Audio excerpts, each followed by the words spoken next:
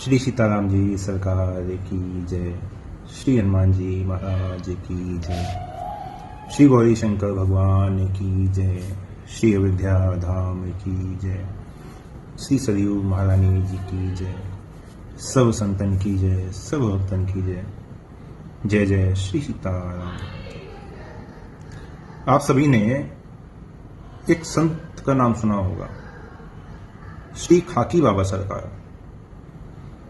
और इन्हें खाकी बाबा सरकार या श्री सीताराम दास जी, जो कि इनका जब दीक्षा हुई थी उसके बाद नाम पड़ा था, या फिर श्री प्रिया अली जी, इन नामों से इन्हें जाना जाता है। उच्च कोटि के संत हुए हैं। आप सभी ने कहीं ना कहीं कथा में वर्णन सुना ही होगा। खाकी बाबा सरकार इसलिए कहते थे क्योंकि शरीर पे खाक अर्थात भभूत पूरे शरीर पे लगाते थे, इसलिए इनका नाम खाकी बाबा रख दिया गया। जब दीक्षा हुई तो दीक्षा के पश्चात इनका नाम श्री सीताराम दास जी ये था। बहुत अच्छे नाम जपक थे, इतने अच्छे नाम जपा कि नाम जपते जपते अनेक सिद्धियां उन्हें सिद्ध हो गई थी, अनेक सिद्धियां उनके सामने प्रकट हो गई थी। एक बार जर्मनी से कुछ शोधकर्ता आए जो कि भारत में संतों पर शोध कर रहे थे। भारत के संत कैसे हैं, कैसे नहीं है, कितने सिद्ध होते हैं। कई योगियों के पास गए, लेकिन जहां भी गए उनको केवल पाखंड ही दिखाई दिया। तो शोध के उनके जो भी कागज थे उस पे उन्होंने अपने पास लिख लिया कि ये यहां गए, यहां ये है पाखंड देखने के लिए मिला, जिसको आगे जाके वो अखबार में भी छपवाने वाले थे, जिससे संतों का एक तरीके से बुराई होती, बदनामी होती। तो कई जगह घूमते घूमते एक बार खाकी बाबा सरकार के पास पहुंचे। खाकी बाबा ने उन्हें देखते ही कहा कि भारत में कई सिद्ध संत और योगी आज भी हैं, तुम भारत के संतों के बारे में उल्टा पुल्टा कुछ भी देखो, लिखना नहीं। और अगर तुम्हें योग की सिद्धि देखने की इच्छा है तो मैं तुम्हें दिखाता हूं। इतना कहकर खाकी बाबा सरकार ने, जो गंगा जी उनके आश्रम के पास से प्रवाहित होती थी, गंगा जी को प्रणाम किया और गंगा जी पर चलना प्रारंभ कर दिया। चलते चलते चलते चलते गंगा जी के दूसरे किनारे पहुंच गए। जब दूसरे किनारे पहुंच गए, वहां पे जाके फिर उन्होंने माता गंगा जी को प्रणाम किया और कहा कि माता मुझे जाने का रास्ता दीजिए। रास्ता देने का आपको कहीं से स्मरण हो रहा है? जब राम जी समुद्र पे जब सेतु नहीं बना था तो विभीषण जी राम जी से जब बात करते हैं तो वहां राम जी को परामर्श देते हैं कि समुद्र को आपके ही पूर्वजों ने खोदा था, समुद्र की उत्पत्ति आपके ही पूर्वजों के द्वारा हुई है, तो आपके पूर्वजों का समुद्र पर बहुत उपकार है। तो यदि आप समुद्र से प्रार्थना करें तो वो समुद्र अपने बीच से, लहरों के बीच से आपको उस पार जाने के लिए मार्ग दे सकता है। लेकिन राम जी को वो मार्ग समुद्र देवता ने नहीं दिया था। लेकिन यहां जब खाकी बाबा सरकार ने माता गंगा से प्रार्थना की है तो गंगा जी दो भागों में बट गई और बीच में सूखा मार्ग बन गया। इस दो भागों में ऐसे बट गई जैसे किसी ने बीच में बांध लगा दिया हो, जल की एक बूंद भी बीच में नहीं, बीच में से रास्ता बन गया। और बीच में से रास्ता बनकर खाकी बाबा सरकार पुनः अपने आश्रम में आ गए। उस समय जो वहां विदेश से लोग आए थे उनमें एक फोटोग्राफर भी था जिन्होंने खाकी बाबा सरकार का उस समय एक फोटो भी लिया था, जो फोटो अभी भी इंटरनेट पे भी है। ये तो फिर पूरा हो गया था वृत्तांत। एक दिन एक स्त्री खाकी बाबा के चरणों में, बड़ी निष्ठा थी उसकी, वो आई और उसने कहा कि महाराज मेरा लड़का बहुत अधिक बीमार हो गया था, मैं उसको वैद्य के पास ले गई थी। तो वैद्य ने उसको नाड़ी देखी, जांचा, तो जांच के बाद उसने कहा कि अब तुम इससे ले जाओ, तुम्हारा बेटा, तुम्हारा जो पुत्र है उसका शरीर पूरा हो गया, मर चुका है। उसने कहा कि महाराज आप कृपा कीजिए। तो खाकी बाबा सरकार, लगभग बालक रहा होगा 10 वर्ष का, 10 या 5 वर्ष का बालक था, उसकी छाती पर अपनी खड़ाऊ पहन के खड़े हो गए। अब वैसे यदि कोई देखे तो देखने वाला यही कहेगा कि यदि बालक में कहीं प्राण होंगे भी तो भी नहीं होंगे अब तो वैसे ही मर जाएगा, क्योंकि खाकी बाबा सरकार शरीर से बहुत लंबे चौड़े थे। थोड़ी देर बाद बालक के ऊपर से नीचे उतर आए और उसकी मां से बोला कि बालक को बुला, देख इसे भूख लगी है। तो जैसे ही मां ने उसका नाम लेके पुकारा तो बालक उठ के बैठ गया, बोला मां बहुत तेज भूख लगी है, खिचड़ी खाऊंगा। सब लोग बड़े प्रसन्न हुए। एक बार खाकी बाबा सरकार की जो कृपा थी श्री जय दयाल जी गोविंदका जी पर, आए हुए थे गोविंदका जी एक बार खाकी बाबा सरकार के पास। तो खाकी बाबा सरकार से प्रश्न किया कि महाराज जी कृपया मेरी मृत्यु का मुझे समय बता दें, जिससे कि मृत्यु के समय मैं भगवान की स्मृति का साधन कर सकूं और अंत समय उससे मुझे भगवान की स्मृति बनी रहे।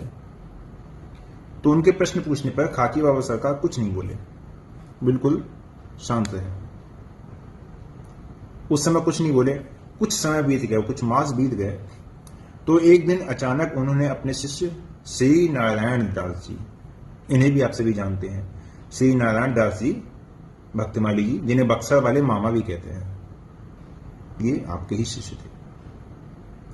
तो श्री नारायण दास जी से सेठ जी को एक पत्र लिखवाया कि अमुक दिन अमुक अमुक समय आपकी मृत्यु होगी, इतना कह के बस नीचे अपना नाम इतना करके भेज दिया।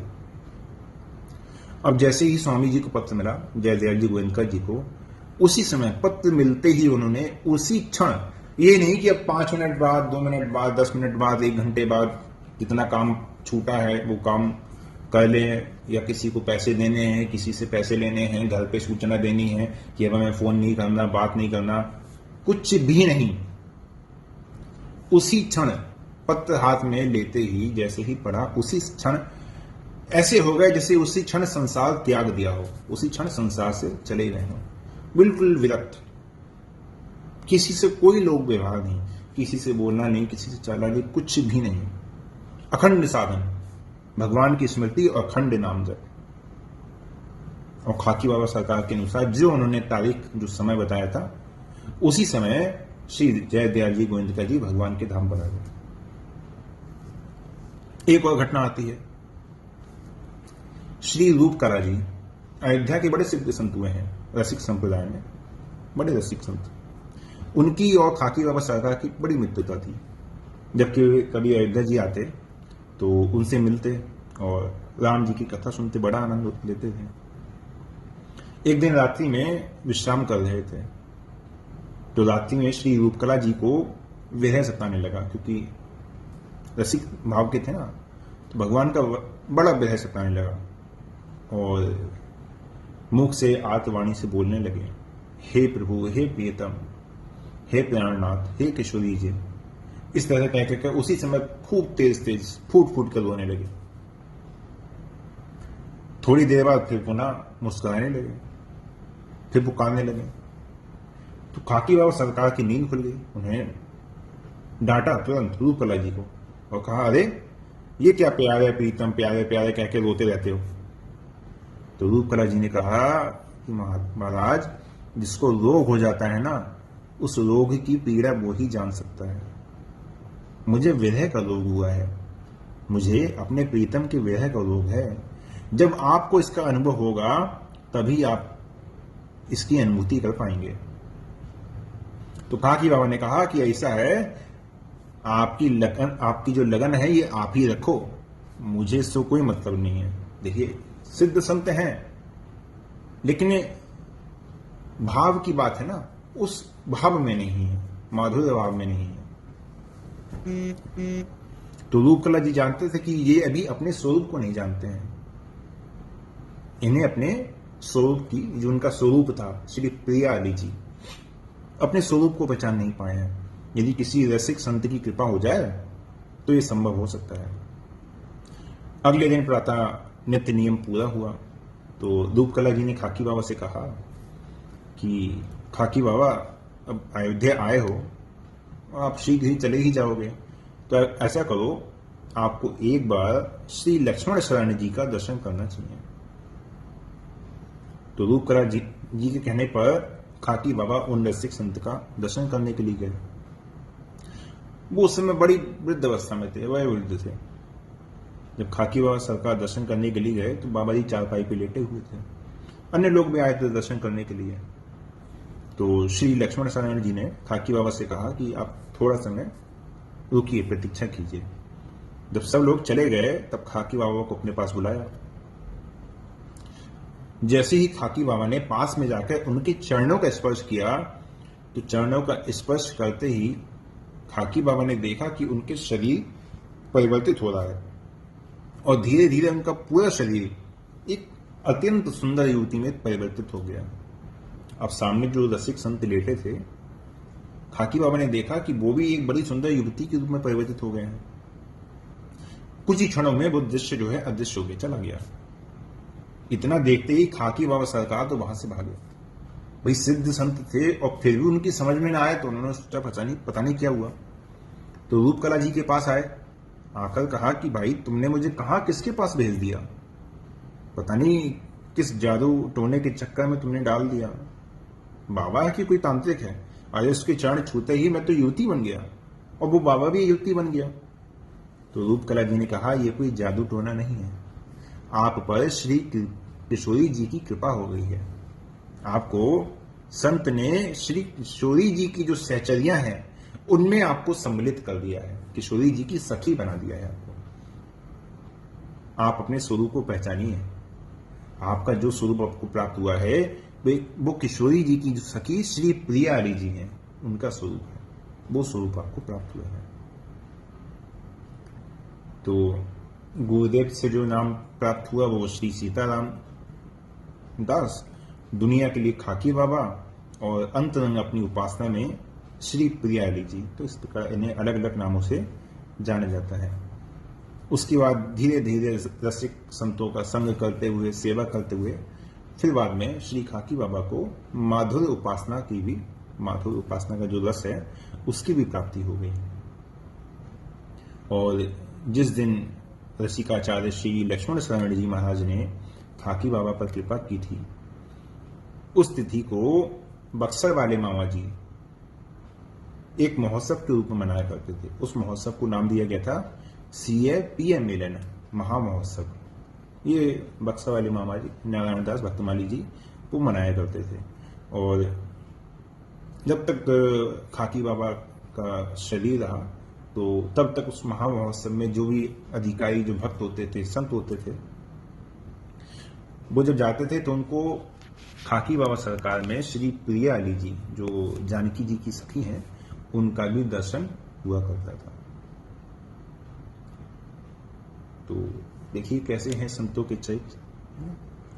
और सिद्ध संत श्री खाकी बाबा सरकार लेकिन माधुर्य उपासना में नहीं थे, लेकिन संत की उन पर भी कृपा हुई और फिर माधुर्य उपासना रसिक संत हुए। ठीक है, और आज के लिए यही विश्राम देते हैं।